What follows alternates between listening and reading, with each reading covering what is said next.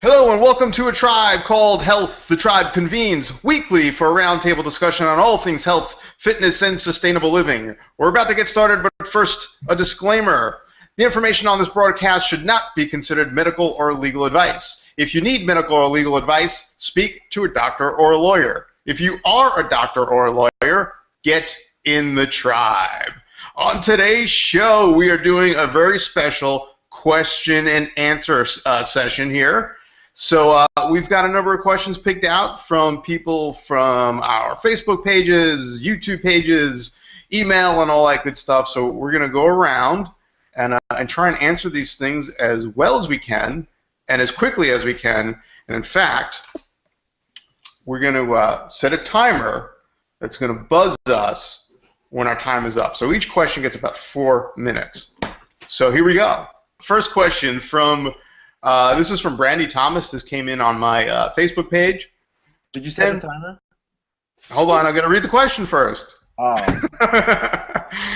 Brandy says, I'm a recent vegetarian, caffeine-free, and working on going gluten-free. I suffer from endometriosis, anxiety, body aches, migraines, and sleep problems, to name the major issues. Since switching my diet, I've become extremely exhausted. Is there anything you could suggest that may help me? Really focused on living a healthy, long life. I went back to her and asked her, why she decided to go vegetarian and were there some symptoms that specifically made her think to go gluten-free. And she said, going vegetarian was a personal choice. I feel it's healthier and more humane. And a lot of documentaries have helped, LOL. I was told going gluten-free would help with endometriosis and with digestive health. So, what do you guys think? Timer's on. Okay. I think that this is a weird question. I would want to know what her diet was like before going vegetarian and how her energy level was before that, and was the lack of energy once she changed her diet. Since switching my diet, I've become extremely exhausted. Yeah, so that's the key. Okay, my opinion is that it would be that she needs to experiment with eating meat again. And the only reason I say that because it happened right when she stopped that. And it's important for us to listen to our bodies. And if our bodies are telling us we made a drastic change and all of a sudden we're feeling fatigued and we have all these symptoms, it's most likely that. Even if you choose a day or a meal where you incorporate meat in your body back again and see if it makes any changes. There's also plenty of vitamins and minerals that she's losing out on not eating meat. B12, if you're lacking B12, that's going to cause you to be fatigued. Yeah. And there was something else, but go ahead, somebody else. That's my thought. Well, go ahead, John. I'm gonna let you guys handle most of this one, but I'm just gonna jump right in. A little controversial. I mean, might not be the answer she wants, but how she mentioned a lot of documentaries, say they're healthier or it's better for you. I think we all probably know a lot of the ones she's talking about, like the China study or Forks Over Knives, yeah. And everybody, it's becoming very apparent there's major holes in those studies. They're not looking at, grass-fed organic farming. They're not looking at sustainable ethical farming. They're looking for the worst sources that they're coming from. Among a bunch of other things. And I just think that that's, if that's where she's the only spot where she's finding most of her reasons or evidence to try this diet, that she should just look a little deeper as well, Yeah, so I would, along those lines, I would recommend that she goes to, what's her name's website? Her website is Raw Food SOS, and she does a really thorough job taking apart the China study and Forks Over Knives in a really logical way, very science-based. She really goes over the science with a fine-tooth comb and finds the holes in it. But it's all correlative. It's all epidemiological studies, or it's an animal study, which is, where the animal was fed an inordinate amount of casein in one case.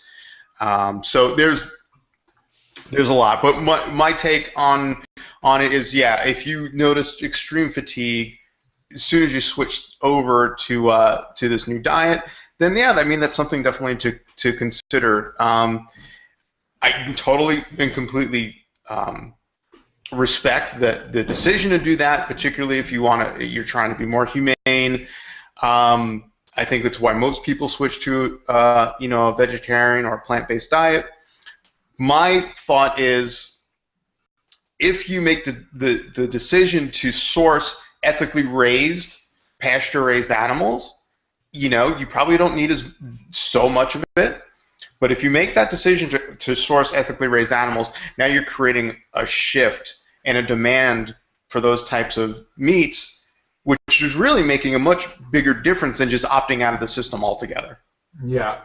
You know what I mean? So even if she were to do like bone broths for a little bit, she's still getting some of those vitamins and minerals from the animal without eating the actual flesh. So that can be another area you might want to look into.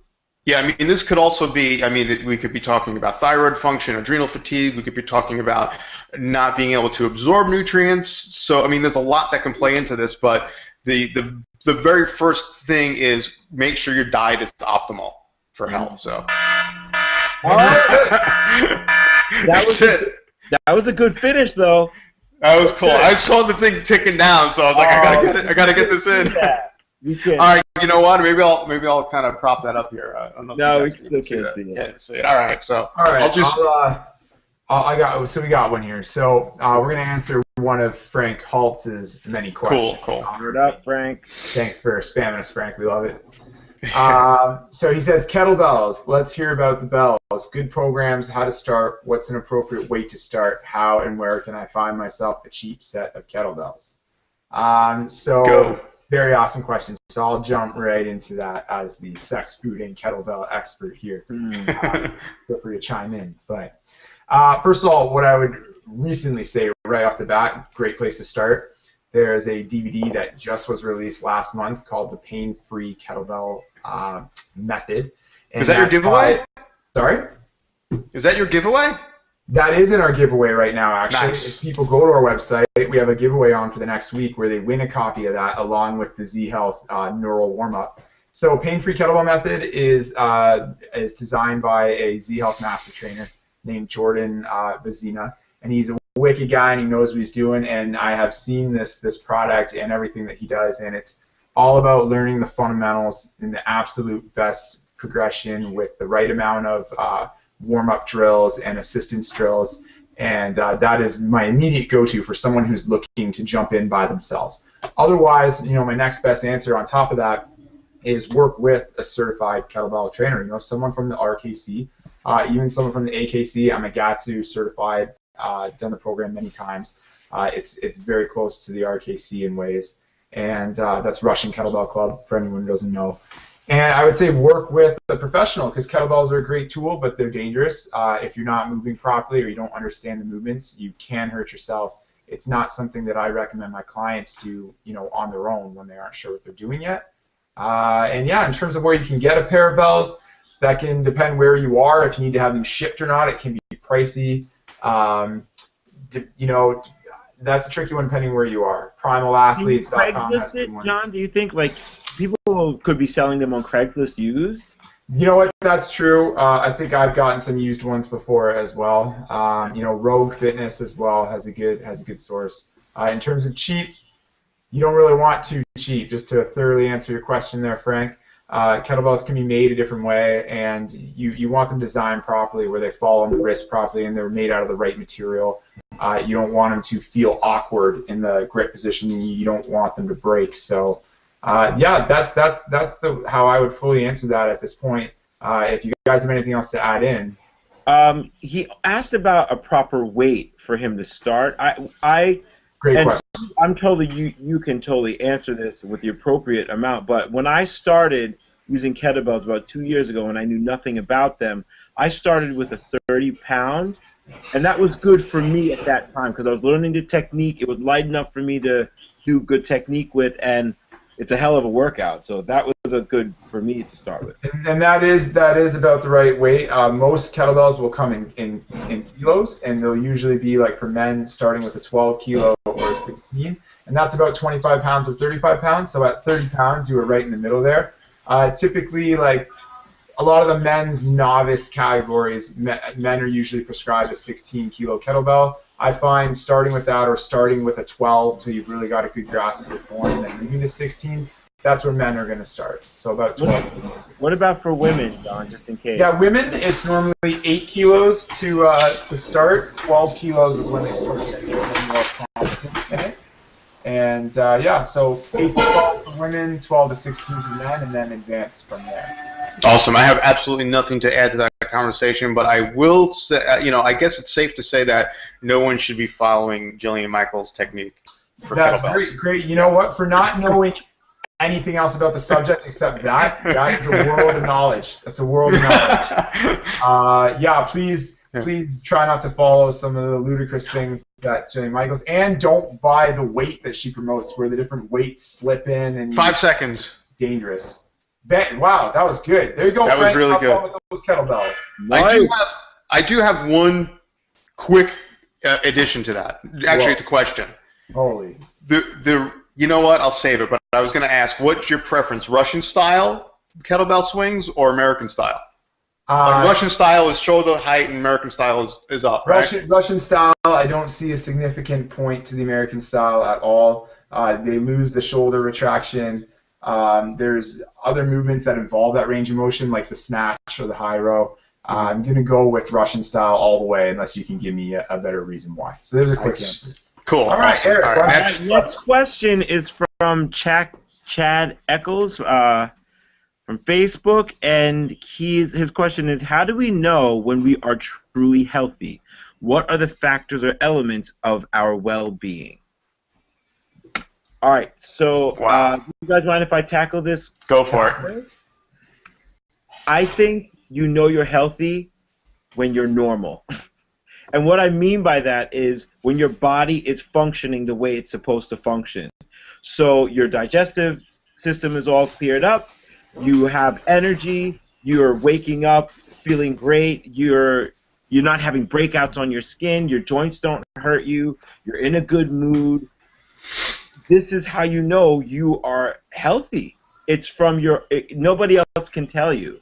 It's a feeling that you'll get. And if you're following the markers of a healthy life, eating the right diet, getting to bed on time, managing your stress, having good relationships, you'll eventually start balancing your hormones and you'll start to stabilize. So it's all about bringing the body back to the way it was supposed to. Does that make sense? Totally. You know, a lot of the time, I don't even realize how good I feel most of the time until I feel bad. Like if I all of a sudden come down with a flu or I injure myself or something, and I'm like, holy, I just want to get back to where I was. I was feeling so great, so balanced. I'm going to leave this one, but quick answer. Also, again, if you do look at my site, Barbara's written a post called "How do you know if your diet's working for you?" or is your diet working for you? And some of the measures, some of the qualitative measures that she puts on for people to use are rating energy level, mood, sleep quality, libido, recurrence of any symptoms like you mentioned, digestive, joint inflammation, and then how your clothes fit, muscle definition, things like that. She's got a whole list of things up there. There's other ways of actually tracking it to a T. So there's a quick and to go off one of those things, hell yeah, your libido. If you're not feeling sexual, there's something wrong. That's a clear marker that your hormones are all out of whack, And I tell my male clients, I'm like, if you're not waking up every morning with a boner, something's up. Yeah. Not your business. I heard that. Wake up with wood. Yeah. Yeah. That's a sure sign that the testosterone is in the tank if that's not happening, for sure. So, the common definition is, health is the absence of disease, and I think, well, geez, man, if that's all we're striving for is like, I don't have a disease. That's a pretty low bar for us to get over, Yeah. So I think for me, it's like you should be able to withstand some physical activity. You should have decent body composition. That doesn't mean you have to have a six-pack, but you should have some decent body composition, which just allows you to move. The digestion issue is huge. You should be able to poop at least twice a day, I think, or as Paul Chek says, at least 12 inches a day. Mm-hmm. Body temperature is a big one. Our body temperature is supposed to be, 98.6 or even a little bit higher than that. And slowly that that marker is going down on a population level. Most people are, 96, 97. So that's a clear sign that metabolism is suppressed, thyroid function is suppressed. It's a sign that, there could be some inflammation. So that's another marker that we can use. That's simple, doesn't require a blood test. We just take our temperature. So that you can use. you caught that, huh? Eric and I are looking at Both each other. caught that. Like, what the hell was that? As I said it, I'm like, these guys are not going to let that go. That was weird. Okay. All right, and that's good. That's good. I think we covered it Yeah. Good. Okay. Why don't with you? 10 seconds to spare. All right. Pull up another one, Joe. All right, so let's see. This one's from Heather Wade Kurtz, and this one came from Facebook also. This is a really good question, actually. I've been pointed to this article. It's quite concerning since I cook gluten-free and use almond flour all the time. Any words, suggestion on its validity? I'm all messed up today.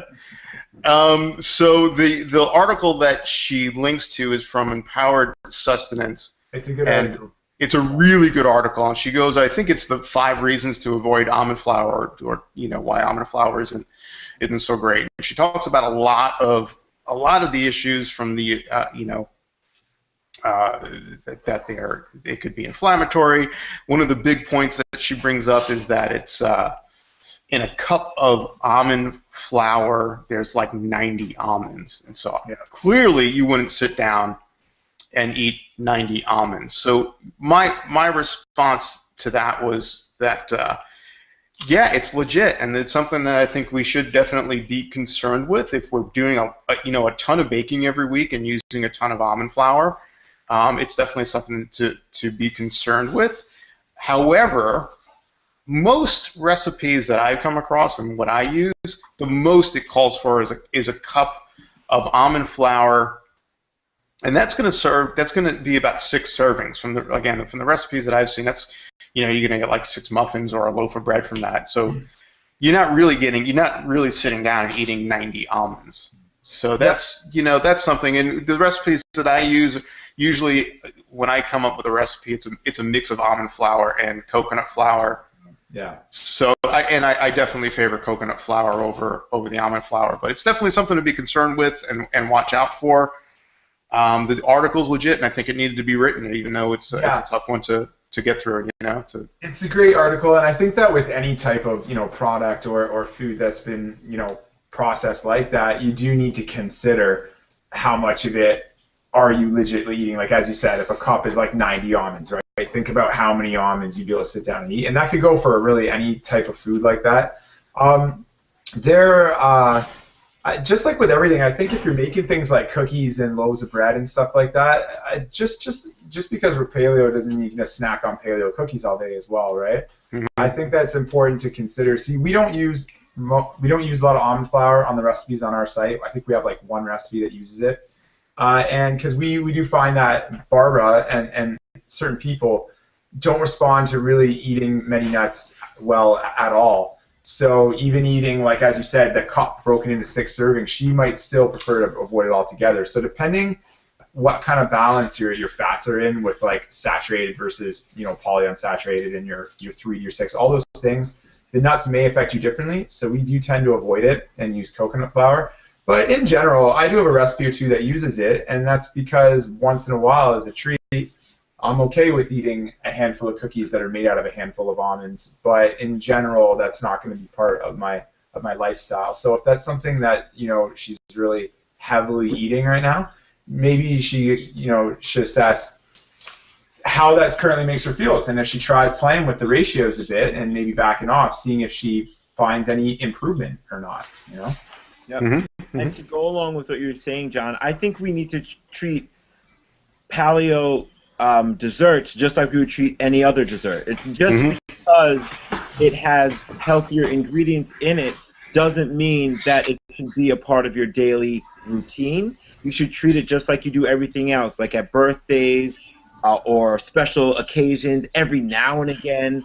You know, it shouldn't be something you're baking all the time. And I think if you keep that in mind, then hey, okay, every now and again you get this cookie with almond flour. Don't give it a second thought. Eat it, enjoy it, but it shouldn't be a part of your diet, just like an Oreo cookie shouldn't be a part of your diet. Yep. Very well. Yeah, excellent. Really well said. Absolutely. Yeah. I mean, again, you're going to be dealing with a ton of omega-6, lectins and different proteins and that you definitely need to be aware of. And like I said, I would favor coconut flour with all that. So I think we pretty much covered that. Cool. Yep. All right. So I guess my turn to pick one up. I'll grab one from someone who posted on my Facebook page. Stephanie Bakel Hyvidston. Do you have any advice for workout moves for someone with slip disc on upper back and sciatica? Oh, I've good been question. doing this for 5 years and still do very little. And I'm only 27. Any new advice would be fab. And honestly, obviously without getting a real good look at you, Stephanie, and what's affecting you, the first advice is you've got to get fixed first. A workout is very specific to an individual, and a workout for her right now is going to be the exercises and the drills that are going to get her moving better. And if you think about how the way we look at fitness, which is to increase real world competence, right? We're working out about building real functional strength you can use.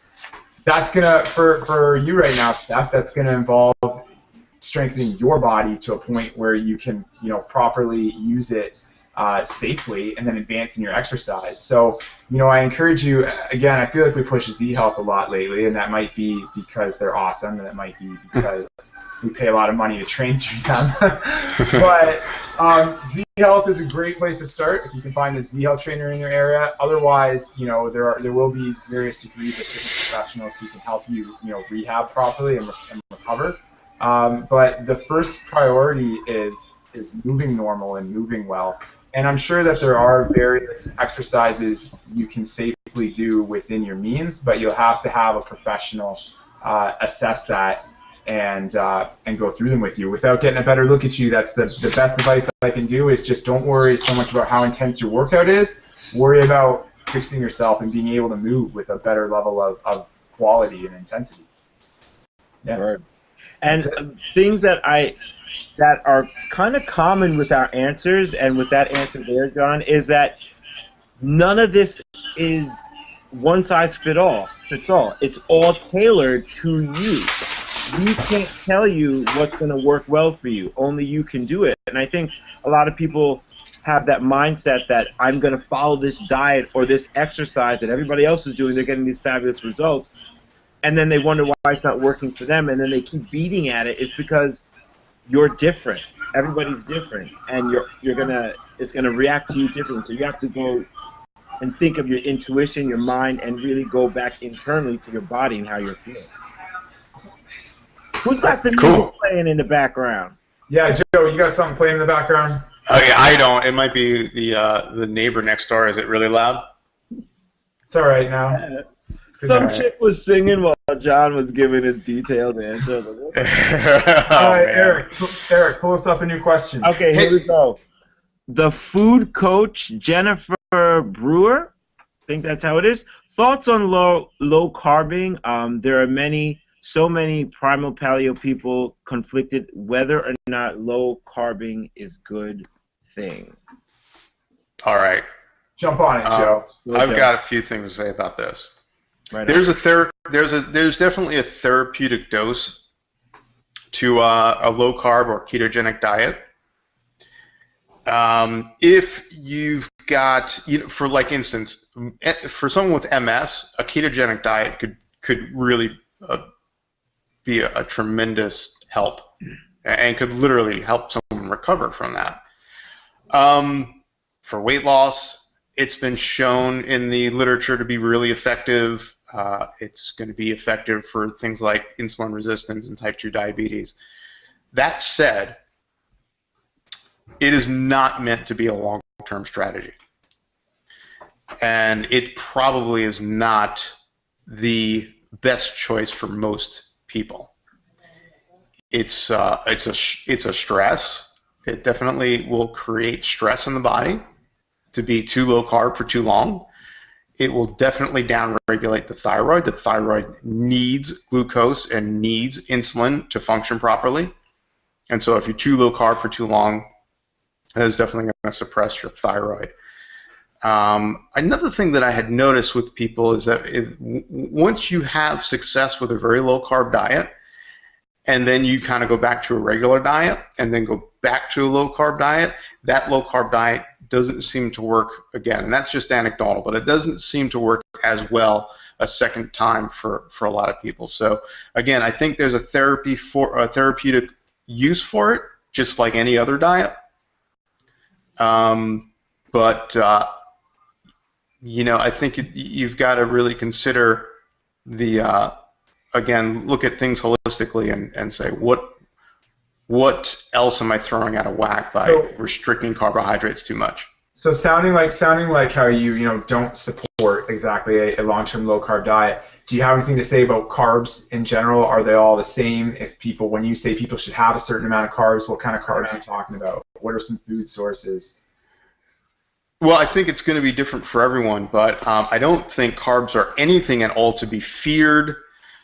I think that's where, and we'll probably talk more about this when we talk with Sean about dietary dogma, but I think that's where a lot of this dogma comes in. And to restrict carbohydrates is it's not sustainable, and it just simply isn't healthy. To have to go through this process of gluconeogenesis is a stress response to starvation, and that's that. So again, for short-term therapeutic dose, I think it's effective for the right person under the right situation. But in general, I don't think it's a really good long-term strategy. Now, that doesn't mean, coming from a standard American diet where you're consuming 300-400 grams of carbs a day and you drop down to 200 or 150. Obviously, it's going to be a lower carbohydrate diet, and maybe that's healthier and more sustainable. But to be under 100 or even under 50 grams of carbs a day, I think that's probably going to be a bad idea for most people. So, what are you guys' thoughts on that? Anything to add to it, Eric? Joe, I think that everything that you said was exactly what I was going to say. I think for a short period of time, it's okay, but I certainly don't think it's sustainable. I mean, just from the way, and everybody's different, of course, but I know in my personal experience and working with people that I just feel horrible if I don't have it, if I don't have like some type of carb even if it's like a few times a week. It doesn't have to be every day, at least for me. If it's a few times a week, I'm having some type of carb source. That's great. It keeps me going. It keeps my mood up. It keeps my energy level up. I don't know, but everything that you said, Joe, I completely agree with. Time's up. So do we have time for another one, or do we want to cap this now, guys? I kind of gotta head out. Okay. All right. Well, I think I want to say that we still have more questions, and you guys can continue to send us questions whenever we don't have like a great speaker lined up or something specific we want to address. We'll do these question and answer sessions where we can answer your questions. If you have something personal about our lifestyles, we'll answer those too. And we've got like a great list of speakers coming up over the next few weeks, so we'll be keeping you updated. And yeah, awesome. Go ahead, Joe, take her away. Cool. I think that should do it. Once again, you could find me at wellnesspunks.com. Eric, what's going on at erichulst.com? erichulst.com right now is it's chilling. It's chilling right now. I just took on a lot of clients, Cool. and with a lot of clients plus my full-time teaching job, that's where I'm at right now. I think for the next week or so, and then I'll start getting out there a little bit more. But I'm chilling right now. I'm feeling good. Cool. John, what do you got going on? Well, Barbara and I are about to go on vacation to Florida for a week and a bit, so we're probably not gonna put anything new up or update anything this week. But yeah, we're right now we got the giveaway going on, right? A few excellent fitness resources people can win, so I encourage everyone to check that out. That's sexfoodandkettlebells.com. And yeah, this was fun. Just looking forward to doing more of these. I'm gonna miss the show next week. But we're gonna have Camille from Paleogasm on next week, so we're pretty psyched. Paleogasm, the big yeah. Big O. Yeah, so we're psyched about that. So I just put a post up on my website about dietary dogma, and I already ruffled a few feathers and had some people pissed off at me about that. So that's a good sign. I know I'm doing something right. So you can check that out again at wellnesspunks.com. And that's it. Also, check out tribegoldhealth.com, where you can send us questions for future podcasts or find us on Facebook. And that's that. Cool. Okay. Cool. Take care, guys. Later. See ya. See you later.